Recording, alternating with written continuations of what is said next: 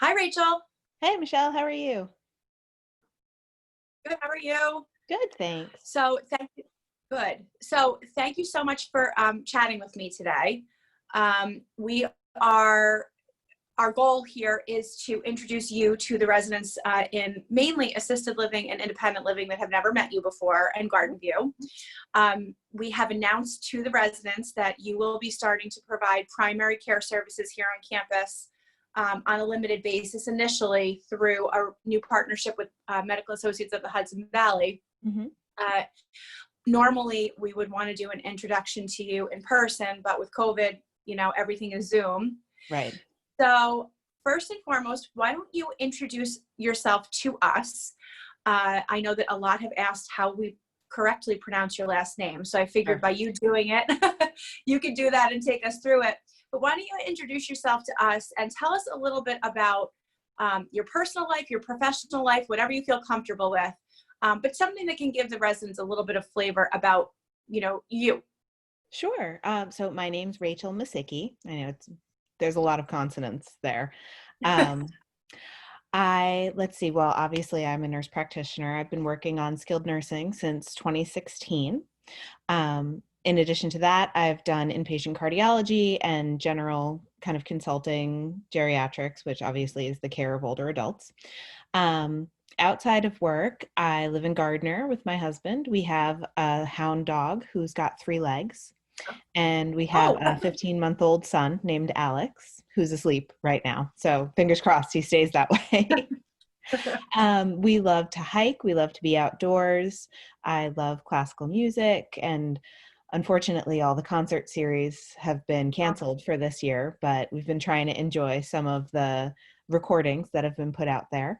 And yeah, I guess that's kind of the day-to-day things. I moved to the Hudson Valley to go to college. I did my undergrad at Vassar, and I liked it, so I stayed.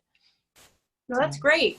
Yeah. So, let's just talk a little bit about your experience on skilled nursing so far. So some of our residents may have gotten to know you. They may have been patients themselves, or their spouse or significant other or family member may have been a resident on skilled nursing. Generally, you're here 1 or 2 days a week on skilled nursing for partial days at this time? Right now, yeah, because obviously due to COVID, we haven't been as busy in terms of people having their knees replaced or their hips done, things like that. And also, I'm trying to minimize the amount of exposure I bring to people. So I haven't been there as much as I usually am. There have been points where I've been there for 1 full day, sometimes 2 full days. It just depends on what the need is. Right. And, in your role there, are you able to basically do just about everything that someone with their MD can do? Just about. Skilled nursing has some different rules in terms of who can write certain documents and who can sign certain things. But on a day-to-day basis, yes, it's basically the same thing. Okay, because I know that is one of the things I want to talk to you about, particularly in the non-skilled nursing setting. So maybe we can jump to that now.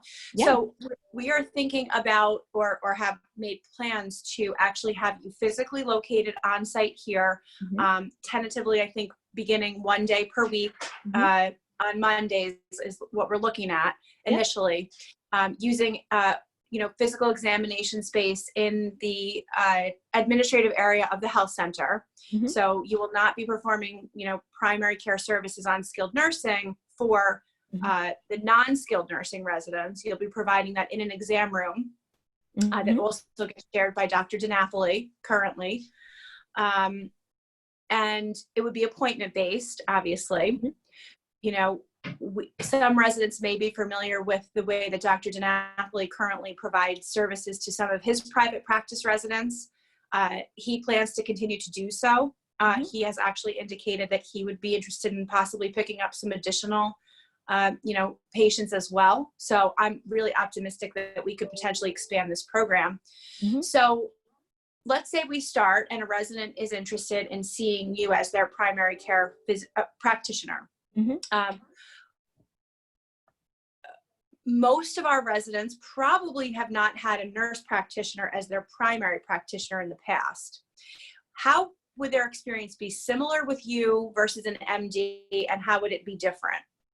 Well, I think it would be similar in most ways in terms of, being able to do a physical exam, being able to adjust medications, managing referrals, or managing, things coming in from consultants, that sort of, everyday